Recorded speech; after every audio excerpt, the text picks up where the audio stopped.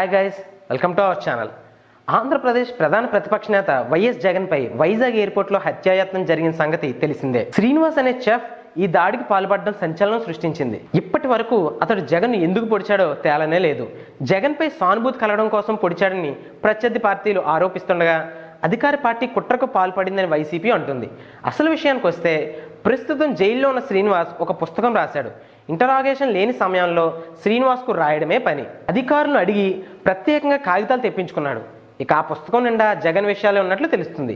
జగన్ అధికారంలోకి వస్తే ఏం చేయాలి, ఎలాంటి పథకాలు అమలు చేస్తే మంచి పేరు వస్తుంది అనే అంశాలతో ఆ పుస్తకం రాశాడట శ్రీనివాస్.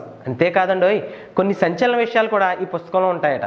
ప్రస్తుతం ఈ పుస్తకం జైలు అధికారుల పరిశీలనలో ఉన్నట్లు తెలుస్తుంది. కాగా ఈ కేసులో నిందితుడిగా ఉన్న శ్రీనివాస్ తాను అంతా నిజమే చెబుతున్నానని, జగన్ను చంపే ఉద్దేశం తనకు లేదని స్పష్టం చేస్తున్నా ఎవరూ వినిపించుకోవడం లేదని చెప్పడం జరిగింది.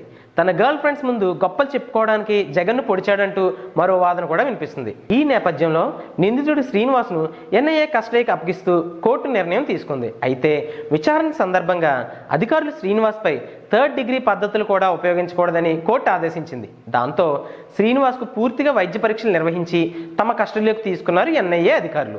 కోర్టు శ్రీనివాస్కు మరో సదుపాయం కూడా కల్పించింది.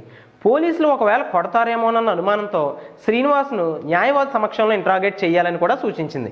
అతడికి నార్కో అనాలిసిస్ టెస్టులు చేసినా తమకు అభ్యంతరం లేదని కూడా స్పష్టం చేసింది. సో మరింత ఇన్ఫర్మేషన్ కోసం అలాగే లేటెస్ట్ అప్డేట్స్ కోసం చూస్తూనే ఉండండి our channel. If you like the video, please like us and subscribe Tollywood Nugget.